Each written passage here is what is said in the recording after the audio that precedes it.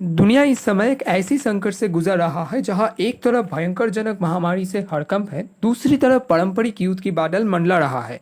लेकिन आपको जानकर हैरानगी होगी कि संकट सिर्फ यही तक सीमित नहीं है। इस संकट को कुदरत ने और ज्यादा विस्फोटक किया है भयंकर चक्रवात यश के आने से। Hope this video will find you all safe guys. Arabian sea में जैसे ही तौक्ताई साइक्लोन 19-20 तारीख को धीरे धीरे डिसिपेट होना शुरू हुआ है, वहाँ दोबारा बे ऑफ बंगाल के अंदर एक नया साइक्लोन फॉर्मुलेशन करना स्टार्ट हो गया है। और इस बार साइक्लोन का नाम है साइक्लोन यश। तो आज हम लोग जानेंगे साइक्लोन यश की ओरिजिन, गतिविधि, अनुमानिक प्रभाव एंड कवर रीजन के बारे में। साथ साथ हम लोग ये भी जानने की कोशिश करेंगे कि चक्रवात असल में होता क्या है। So centre of the low pressure is called as a cyclone, यानी जिधर हवा साइक्लिकल रोटेशन में घूमती है। दोस्तों, ये जो चक्रवात होती है ये ट्रॉपिकल यानी उष्ण कटिबंध क्षेत्र में ही फॉर्मुलेट होता है, जहां सूर्य की निर्णय एकदम 90 डिग्री एंगल अनुसार डायरेक्ट होता है। साइक्लोन में बेसिकली होता क्या है, तीव्र सूर्य किरण की प्रखरता से एक लो प्रेशर की रीजन तैयार होता है। जब सूरज की रोशनी समुद्र के तापमान बढ़ाती है और पानी की जो मॉइस्चर एयर होती है ना, तो वो गर्म होकर ऊपर की ओर जाती है। आपको तो ये पता ही होगा कि गर्म हवा हल्का होने के कारण हमेशा ऊपर की ओर जाता है। तो इस रीजन की एक गर्म हवा ऊपर चले जाने के कारण नीचे का जो कम हवा की मॉलिक्यूल्स रह जाता है, इस वजह से यहाँ पे एक लो प्रेशर बेल्ट तैयार होता है। एज जनरली हवा हमेशा हाई प्रेशर बेल्ट से लो प्रेशर रीजन की तरफ फ्लो करता है। सो इसीलिए निकटवर्ती हाई प्रेशर वाली हाई एल्टीट्यूडिनल ठंडी विंड इस लो एंड वार्म प्रेशर से आकर्षित होकर इस रीजन की ओर भाग आती है और आने वक्त बहुत सारा मॉइस्चर कंटेंट भी ले आती है। दूसरी ओर लो प्रेशर रीजन की हवा गर्म होने के कारण ऊपर चली जाती है, जहाँ पे नॉर्मल लैप्स रेट के कारण वो ठंडी होके छोटे छोटे वाटर ड्रॉपलेट बनकर क्लाउड पे कन्वर्ट कर लेते हैं, जिसको हम आने वाले क्लास में बार्जेटन-फिंडेसन थियरी के अंदर क्रिस्टल थ्योरी में और भी डिटेल में जानेंगे। पानी की भाप जब पानी की बूंदों में कन्वर्ट होता है तब वो लैटेंट हीट रिलीज करती है, और ये लैटेंट हीट ही हमारी साइक्लोन का जेनेसिस, इफेक्टिविटी, सेवरिटी एंड साहित्यकाल के सहित और आने वाले बहुत सी कारण का निर्णय करती है। तो ये process again and again continuous चलता ही रहता है and as a result we will see the tropical cyclonic vortex. Cyclone जो वर्ड से कम आया है लैटिन वर्ड से, जिसका मतलब है काइक्लॉस। ये एक पावरफुल विंड्स होती हैं जो कि शॉर्ट टर्म के लिए होती हैं और ये पूरे वर्ल्ड वेदर कंडीशन को डिस्टर्ब कर देती हैं। जो साइक्लोन होता है वो डेवलप करता है रीजन में जो कि लाया करता है between the tropic of Capricorn and the tropic of Cancer, are called as a tropical cyclone. Like a temperate cyclone, इसमें डिफरेंट फ्रंट्स की फॉर्मेशन नहीं होती, like warm and a cold front. तो ट्रॉपिकल जो साइक्लोन होते हैं वो become stationary होते हैं किसी भी पर्टिकुलर प्लेस में फॉर सर्वल डेज के लिए एंड यील्ड करते हैं हैवी रेनफॉल। सो जो करेक्टरिस्टिक होते हैं ट्रॉपिकल साइक्लोन के, अब हम उसको डिस्कस करेंगे। पहला आता है ओरिजिन। इसका जो ओरिजिन होता है वो सी के बहुत इंक्लोज होता है। इसका जो टेम्परेचर होता है वो 26.5 डिग्री सेल्सियस से ज़्यादा होता है और 26.5 डिग्री सेल्सियस तक होता है और ये 50 मीटर तक डीप होते हैं।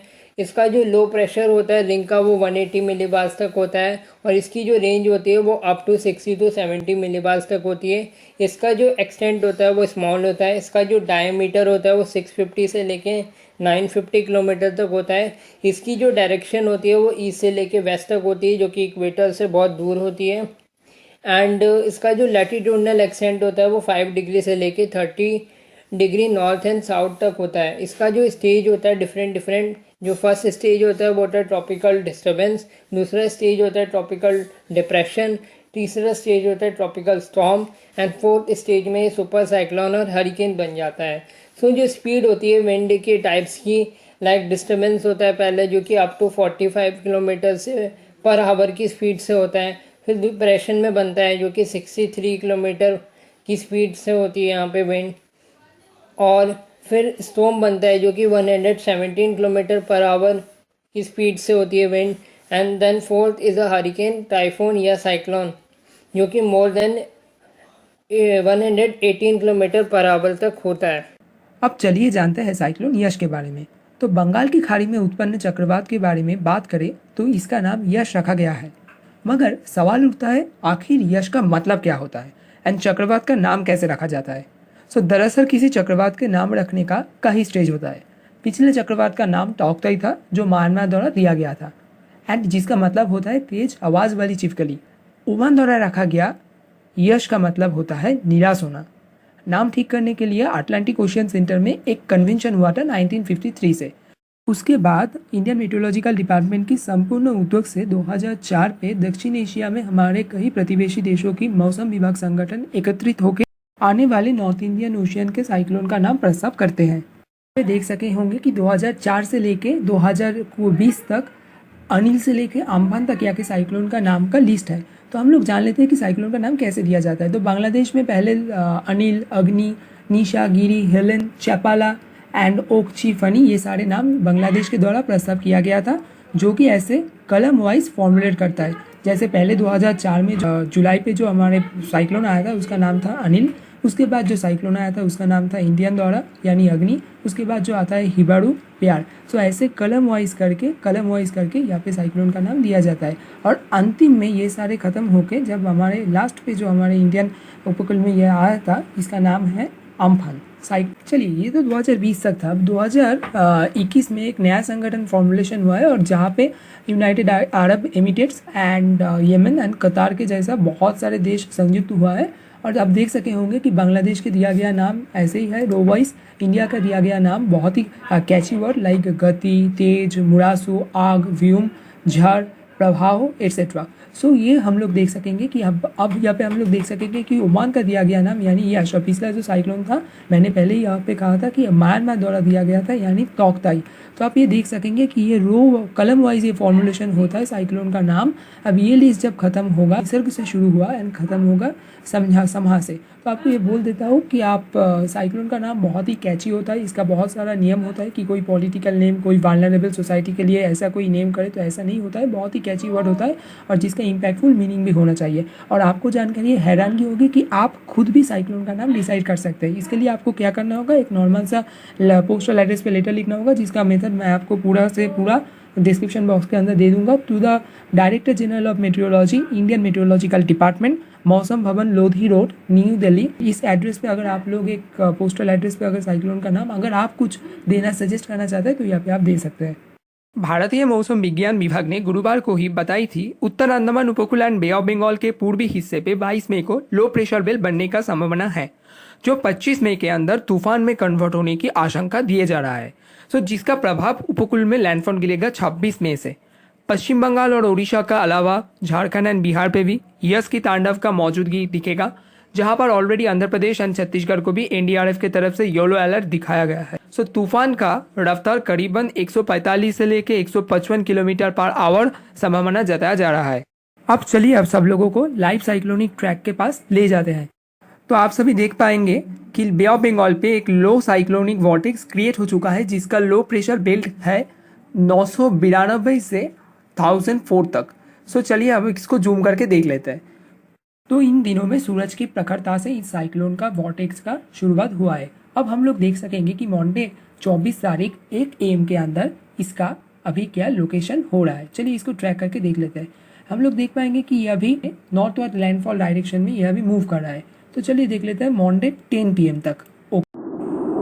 सो आइकोनोस ट्रू सैटेलाइट के अनुसार बे ऑफ बंगाल में कोरियोलिस फोर्स के वॉर्टेक्स के कारण जो वॉर्टेक्स यहाँ पे तैयार हुआ है वो हम देख पा रहे हैं कि 987 मिलीबार का एक वॉर्टेक्स यहाँ पे तैयार हुआ है और जिसका आउटबाउंड जर्नी नॉर्थ ईयर्ड यानी नॉर्थर्न बाउंड्री के पास जा रहा है। तो हम देख पाएंगे कि मंडे के बाद 25 मई साइक्लोन का गतिविधि हम लोग ट्रैक कर लेते हैं।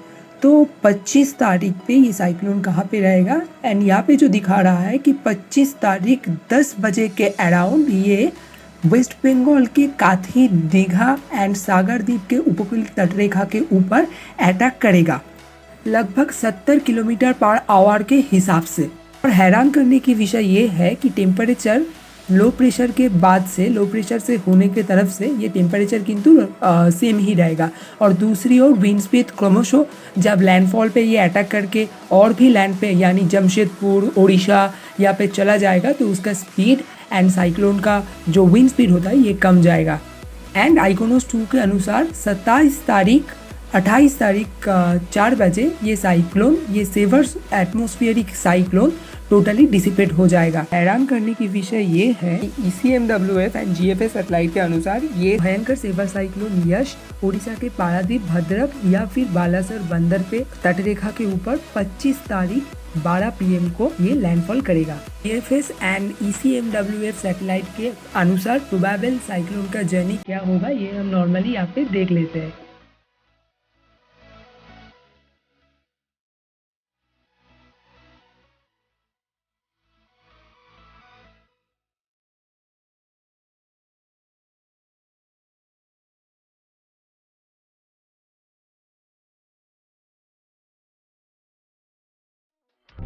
So on the basis of GFS, NCEP and US national weather services के अनुसार हम लोग एक अलग सी सॉफ्टवेयर के माध्यम से इस साइक्लोन का ट्रैक करने का प्रयास अभी कर रहे हैं। 24 तारीख मई को 2021 पे 8:30 बजे यहाँ पे जो डीप डिप्रेशन शो हो रहा है उसका विंड स्पीड है एकदम 0 किलोमीटर पर आवर, यानी ये साइक्लोन बहुत ही स्ट्रॉन्ग होने जा रहा है। और इसके बाद पे जो आता है साइड पोर्शन में तो ये हम लोग देखेंगे 68 किलोमीटर पर आवर से। चलिए अब जाते हैं हम लोग कल के डेट से, यानी 25 मई को 2021 25 मई को ये हम देख पाएंगे कि 8:30 बजे इसका लोकेशन होगा यहाँ पे 8:30 बजे इसका लोकेशन होगा हमारे उड़ीसा के उपकूल के तटरेखा के सामने। चलिए अब हम लोग देखते हैं कि नॉर्थ वेस्टर्न जर्नी अनुसार ये सेवर साइक्लोन 25 में 11 PM से लेकर 26 में 1 PM तक उड़ीसा के पारादीप या बंगाल की दीघा खाड़ी में अटैक करेगा। चलिए अब हम लोग देख लेते हैं कि 26 तारीख जो साइक्लोन का एक्चुअल डेट बता जा रहा है तब क्या होगा। तो 26 तारीख को जो लोकेशन ट्रैक होता है वहाँ पे कोलकाता का आबहवा रहेगा और विंड स्पीड रहेगा 44 km/h। तो साइक्लोन जैसा कि हम लोग सोच रहे थे कि साइक्लोन अम्फन जैसा उतना भयावह होगा, नहीं, साइक्लोन अम्फन के जैसा उतना भयावह ये शायद नहीं होगा, मगर इसके अलावा हम लोग बोल सकते हैं कि नंदीग्राम, कोलकाता के जो हमारे मेदिनीपुर के साइड में जो है Nandigram, Ramnagar, Digha, east coastal area and Orissa का जो साइक्लोन इफेक्टेड एरिया है वो बहुत सी इफेक्टेड होगा। और इसके बाद ये साइक्लोन नॉर्थ वेस्टर्न जर्नी के अनुसार क्रमशः हम लोग देख पाएंगे 27 तारीख को ये उड़ीसा के तरफ से डायरेक्शन लेगा और उसके बाद ये बिहार तक भी चला जाएगा और बिहार के आगे ही ये साइक्लोन टोटली डिसिपेट हो जाएगा एंड अल्टीमेटली हम देख पाएंगे कि नेपाल की सीमाना पे जब ये साइक्लोन रीच करेगा तब ये साइक्लोन का हवा पूरा से पूरा डोलड्राम रीजियन की तरह शांत हो जाएगा। चलिए अब IMD द्वारा इस साइक्लोन का जो हमारे यहाँ पे जो एक्चुअल ट्रैक बताया जा रहा है वो है यहाँ से लेके यहाँ तक, यानी जब बंगाल से लेके ये जाएगा उड़ीसा के बालेश्वर, इसके बाद वो रांची में जाके एंड करेगा और हजारीबाग, चतरा और उड़ीसा, उत्तर प्रदेश के कई सीमा पे ऊपर भी इसका प्रभाव रहेगा और यहाँ पे बंगाल का तो और भी हिस्से पे ये प्रभाव रहेगा। IMD के अलर्ट के बाद चलिए हम लोग देख लेते हैं कि मोस्टैक स्कॉर्पियो सैटेलाइट सर्विसेज का क्या मानना है। इस लोगों का साइक्लोन का जो ट्रैक बताया गया है वो है यहाँ से और यहाँ से लेके यह भी नॉर्थ वेस्टर्न डायरेक्शन यानी झारखंड से लेके ये पूर्वी बिहार तक ये चला जाएगा। उसके बाद हम लोग देखते हैं कि regional specialise meteorological centre for tropical cyclone over the north Indian ocean ने क्या बताया गया था। Cyclonic storm Yaas pronounce as a Yaas over east central bay of Bengal पे ये रीच करेगा। तो चलिए इसका जो हम लोगों का अलर्ट दिया गया है वो है अभी साइक्लोन का जो सेंट्रल वॉर्टेक्स है वो अभी यहाँ पे है और ये क्रमशः हमारे नॉर्दर्न की जर्नी पे ये कर रहा है, जर्नी अभी अपना शुरू कर रहा है और south east of the Paradip पे ये रीच करेगा अकॉर्डिंग टू RSMC। तो जैसा कि मैंने आपको कहा कि साइक्लोन साइक्लोन अम्फन की तरह उतना भयानक नहीं होगा। चलिए इसे लाइव ट्रैक करके हम लोग देख लेते हैं। तो 2020 को 20 मई को अंदर जब हमारे पश्चिम बंगाल के ऊपर अम्फन की लहर आई थी तब हम देख लेते हैं कि अम्फन का स्पीड क्या था।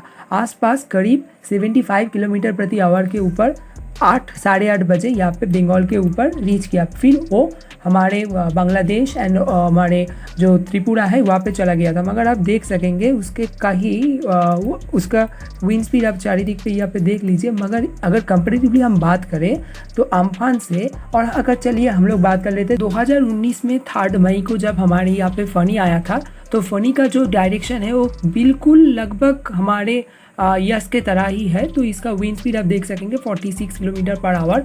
मगर हम लोग ये बोल सकते हैं कि हमारे यहाँ पे जो यश आ रहा है वो आमफान भी नहीं और फनी भी नहीं। ये मेरा प्रिडिक्शन है, ये प्रिडिक्शन करना ठीक नहीं होगा, मगर हम लोग बोल सकते हैं कि इसका जो मतलब एक्टिविटी स्पीड ये सब रहेगा वो आमफान एंड फनी का तुलना में बहुत ही मतलब मॉडरेट रहेगा, इस दोनों के बीच पे रहेगा। बॉक्स में मैं यहाँ पे इस दोनों सॉफ्टवेयर का लिंक आप लोगों को देख दूंगा, आप लोग खुद जाके भी अपने तरीके से एक्सप्लोर कर सकते हैं। Before happening any cyclone, we can't predict its consequences, but on the basis of WMO's mandate, we say that tropical cyclones are one of the biggest threats to the life and property.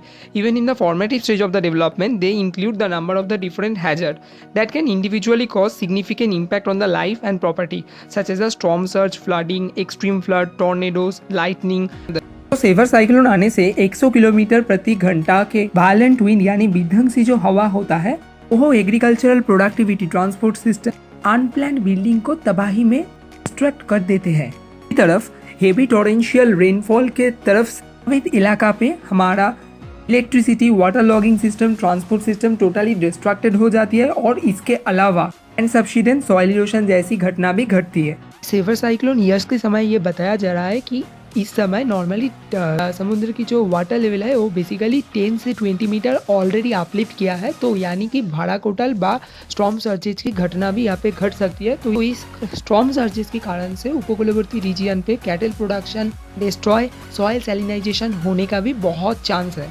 और अगर इनमें concrete का बाद अगर कोई unplanned रूप से बना दिया तो इस डाइवर्स इफेक्ट यहाँ पे बहुत डैमेज डिस्ट्रक्शन रेट और भी बढ़ जाएगा।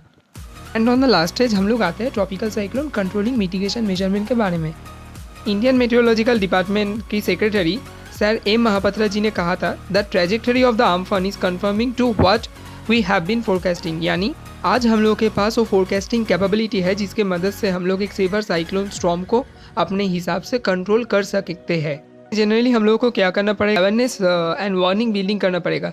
यानी कि हम लोग का जो गवर्नमेंट की तरफ से दिया जाता है first stage of the warning 72 घंटा प्री साइक्लोनिक ये येलो अलर्ट दिया जाता है। उसके बाद आता है second stage of the warning and 48 hours के आगे ये दिया जाता है। And third stage of the warning जो होता है ऑरेंज अलर्ट, तो ये दे जाता है 24 आवर्स के अंदर। एंड अंतिम स्टेज पे आता है 12 आवर्स के आगे जो दिया जाता है, यानी पोस्ट लैंडफॉल आउटलुक के हिसाब से fourth stage of the warning. तो बेसिकली हमें इस अर्ली वार्निंग सिस्टम को और भी डेवलप करना पड़ेगा। प्री साइक्लोन स्टेज पे हम लोग on institutional and public level पे रियल साइक्लोनिक इन्फॉर्मेशन शेयर कर सकते हैं और उन लोगों को अवेयरनेस बिल्डिंग के साथ साथ सही मेडिकल टीम टास्क फोर्स गठन करके डॉक्टर या तो औषधि फोर्स सोशल वर्कर को हम लोग नियोजित कर सकते हैं। इसके अलावा हम लोग एसडीआरएफ एंड एनडीआरएफ के द्वारा जो हम लोगों को सजेशंस रेगुलेशन दिया जाता है उनको भी हम लोग सही तरीके से अगर फॉलो करें एंड साथ साथ नेसेसिटी द्रव्य प्रोडक्ट ये हम लोग अगर साथ पे रहे तो साइक्लोन का सेवरिटी हम लोग अपने तरीके से बहुत से कम कर सकते हैं। ड्यूरिंग द साइक्लोन हम लोग ट्रॉमा पे अगर आकर्षित ना हो, विद्युत कनेक्टिविटी, गैस पाइप अगर हम लोग उस समय लाइन को काट दिया जाए एंड सेफ शेल्टर पे अगर हम लोग उस समय पे रहे तो on during the cyclone stage हम इसको कंट्रोल कर सकते हैं। आफ्टर साइक्लोन के सरकार द्वारा एंड विभिन्न रकम त्राण शिविर को हम लोग को ठीक से परिचालना करना होगा एंड खुद के आत्मीय स्वजन एंड निकटवर्ती नेबरहुड के बारे में पूछना, मेरामती से लेके ट्री प्लांटेशन, यानी बहुत सारे नॉर्मल लाइफ पे अगर हम लोग फिर से अगर लीड कर सके, इसलिए बहुत सारा इनिशिएटिव पॉलिसी लेना पड़ेगा। So on the above I mention इस डिफेंसिव स्ट्रक्चरल मेजर से हम साइक्लोन का सेवरिटी अपने हिसाब से कम कर सकते हैं। इसी बीच कोई भी नुकसान अगर हुए तो उसे युद्धकालीन तत्परता में कैसे निपटा जा सके तो ऐसी कोशिश हो रही है। रविवार को इसे लेकर प्रधानमंत्री ने हायर लेवल में एक बैठक की थी एंड वायुसेना ने रविवार को 21 टन राहत सामग्री पहुंचाने का अंगीकार कर दिया है। एनडीआरएफ के 334 जवानों को भी पहुंचा गया है।